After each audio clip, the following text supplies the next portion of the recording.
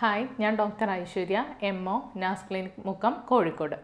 ഇന്ന് നമുക്ക് അരിമ്പാറ അല്ലെങ്കിൽ വാട്സ്, പാലുണ്ണി അല്ലെങ്കിൽ മൊളസ്കം കണ്ടാജിയോസം, ഈ രണ്ട് കോമൺ സ്കിൻ കണ്ടീഷൻസും എങ്ങനെ വ്യത്യാസപ്പെട്ട് കിടക്കുന്നു, എങ്ങനെ നമുക്ക് തിരിച്ചറിയാം, എങ്ങനെ ഇത് മാനേജ് ചെയ്യാമെന്ന് നോക്കാം. ഇതിൽ നമുക്ക് ഫസ്റ്റ് പാലുണ്ണി അല്ലെങ്കിൽ മൊളസ്കം കണ്ടാജിയോസത്തിനെ കുറിച്ച് ഡിസ്കസ് ചെയ്യാം. അമ്മമാരുടെ ഒരു പ്രധാനപ്പെട്ട പ്രശ്നമാണ് കുട്ടികളുടെ മുഖത്ത് വരുന്ന പാലുണ്ണി. മിക്കതും കുട്ടികളുടെ മുഖത്ത് അല്ലെങ്കിൽ വായയുടെ ഈ ഭാഗത്ത്, കഴുത്തിൽ അല്ലെങ്കിൽ ജെനിറ്റൽ ഏരിയാസിലൊക്കെ പാലുണ്ണി വളരെ കോമൺ ആയിട്ട് കാണപ്പെടാറുണ്ട്.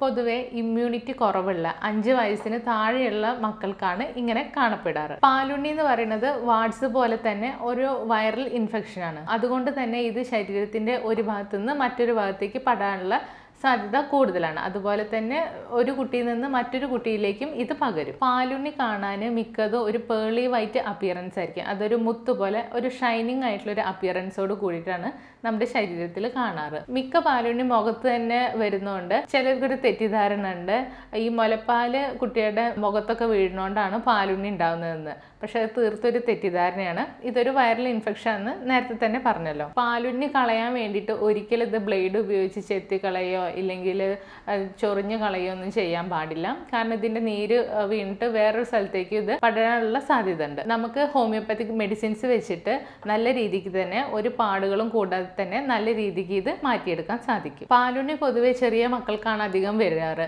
പക്ഷെ നമ്മൾ അരിമ്പാറ നോക്കുകയാണെങ്കിൽ ചെറിയവർക്കും വലിയവർക്കും ഒക്കെ ഒരുപോലെ കണ്ടുവരുന്നുണ്ട്. കൂടാതെ പാലുണ്ണി നമ്മളിപ്പോൾ ഒരു പേളി വൈറ്റ് അപ്പിയറൻസ് എന്ന് പറഞ്ഞു, പക്ഷെ വാട്സ് കാണാൻ നമ്മളെ സ്കിന്നിൻ്റെ കളറോട് കൂടിയിട്ട് തന്നെ ഒരു ഫ്ലഷി അപ്പിയറൻസ് ആയിട്ടായിരിക്കും കാണുന്നത്. വാട്സ് ചിലപ്പോൾ ഒറ്റയ്ക്കായിട്ടോ അല്ലെങ്കിൽ കൂട്ടായിട്ടോ ഒക്കെ നമ്മുടെ കൈകളിൽ വരാം, കൈയുടെ ഉള്ളിൽ വരാം, ചിലർക്ക് തലയിൽ വരും, മുഖത്ത്, അങ്ങനെ ശരീരത്തിൻ്റെ പല ഭാഗങ്ങളിലും ഇത് വരാം. HPV ഹ്യൂമൻ പാപ്പിലോമ വൈറസ് എന്നുള്ള ഒരു DNA വൈറസാണ് വാട്സ് ഉണ്ടാക്കുന്നത്.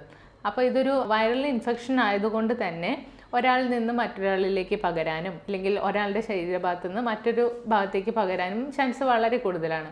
അതുകൊണ്ട് തന്നെ ഇത് നമ്മൾ പാലുണ്ണി പോലെ തന്നെ ബ്ലേഡ് ഉപയോഗിച്ച് ചെത്തിക്കളയാനോ ഇല്ലെങ്കിൽ പൊട്ടിച്ച് കളയാനോ ഒന്നും പാടുള്ളതല്ല. പാലുണ്ണി പൊതുവെ ആർക്കും വേദനയോ ബുദ്ധിമുട്ടോ ഒന്നും ഉണ്ടാവാറില്ല. പക്ഷെ ചില കണ്ടീഷൻസിൽ വേദനയോ ചൊറിച്ചിലൊക്കെ ആയിട്ട് വരാം. അതുപോലെ തന്നെ വാട്സും അധികം വേദനയോ ചൊറിച്ചിലോ ഒന്നും ഉണ്ടാവില്ല. പക്ഷെ ചിലർക്ക് ചില കണ്ടീഷൻസ് വരുമ്പോൾ വേദനയും ചൊറിച്ചിലും ചിലർക്ക് ബ്ലീഡിങ്ങും ഉണ്ടാവാനുള്ള ഒരു സാധ്യത ഉണ്ട്. സ്വകാര്യ ഭാഗങ്ങളിൽ വരുന്ന വാട്സ് ചില വെറൈറ്റീസ് സ്ത്രീകൾക്ക് സെർവിക്കൽ ക്യാൻസറിന് കാരണമാകാറുണ്ട്.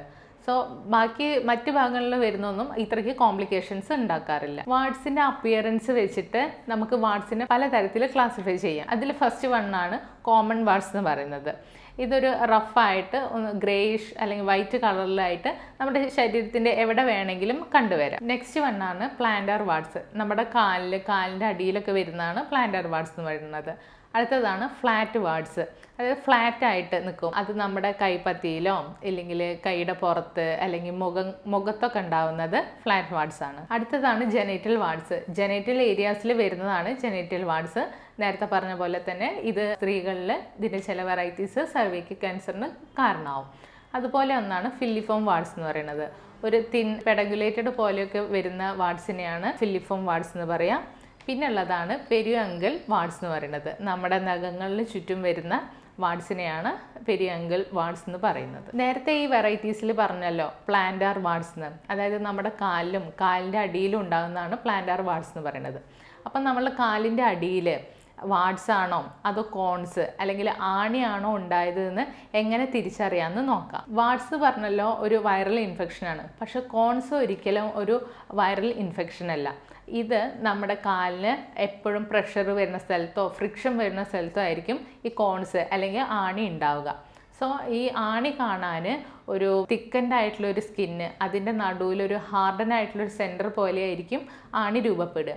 കൂടാതെ വാട്സിന് നേരത്തെ പറഞ്ഞു ചില ആൾക്കാർക്ക് ഒരു പെയിനോ കാര്യങ്ങളോ ഒന്നും ഉണ്ടാവില്ല. പക്ഷെ ആണിക്ക് എപ്പോഴും ഒരു വേദന ഉണ്ടായിരിക്കും. ഇനി ലൊക്കേഷൻ വെച്ച് നോക്കുകയാണെങ്കിൽ കോൺസ് അല്ലെങ്കിൽ ആണി അധികം നമ്മുടെ കാലിലുള്ള പ്രഷർ പോയിന്റ്സിൻ്റെ അവിടെയായിട്ടായിരിക്കും അധികം ഉണ്ടാവുക. നമ്മുടെ ഹീൽസിലോ അല്ലെങ്കിൽ ടോസിൻ്റെ അവിടെയൊക്കെ ആയിട്ടായിരിക്കും കോൺസ് ഉണ്ടാവുക. പക്ഷെ വാട്സ് എന്ന് പറയുമ്പോൾ എവിടെ വേണമെങ്കിലും വരാം. ഇപ്പോൾ വാട്സ് വരുന്നത് ഇപ്പോൾ പ്രഷർ ഏരിയസിലാണെങ്കിൽ എങ്ങനെ മനസ്സിലാക്കാം? അതൊരു റൗണ്ട് ആയിട്ടായിരിക്കും വരിക. വാട്സ് അധികം റൗണ്ട്, ഒരു കുഞ്ഞ് റൗണ്ട് ഏരിയയിലായിട്ടായിരിക്കും വാട്സ് വരിക. അതുപോലെ പ്രഷർ ഏരിയസിൽ വരുന്ന വാർഡ്സ് ചിലത് നല്ല പെയിൻഫുള്ളും ആയിരിക്കും. വാർഡ്സ് ആയാലും കോൺസ് ആയാലും കണ്ടിന്യൂസ് ആയിട്ട് ചൂട് തട്ടുമ്പോൾ ഇത് മാറിപ്പോകുന്നതായിട്ട് കാണുന്നുണ്ട്. ഈ ഒരു സ്കിൻ കണ്ടീഷൻസ് ഒക്കെ, അതായത് അരിമ്പാറയാണോ പാലുണ്ണിയാണോ അത് ആണിരോഗമാണോ എന്നൊക്കെ കറക്റ്റ് മനസ്സിലാക്കാൻ വേണ്ടിയിട്ട് തീർച്ചയായിട്ടും ഡോക്ടറെ കൺസൾട്ട് ചെയ്യുക. ഹോമിയോപ്പത്തിക് മെഡിസിൻസ് ഉപയോഗിച്ചിട്ട് നമുക്ക് നല്ല രീതിക്ക് തന്നെ ഈ സ്കിൻ കണ്ടീഷൻസ് ഒക്കെ മാറ്റിയെടുക്കാം.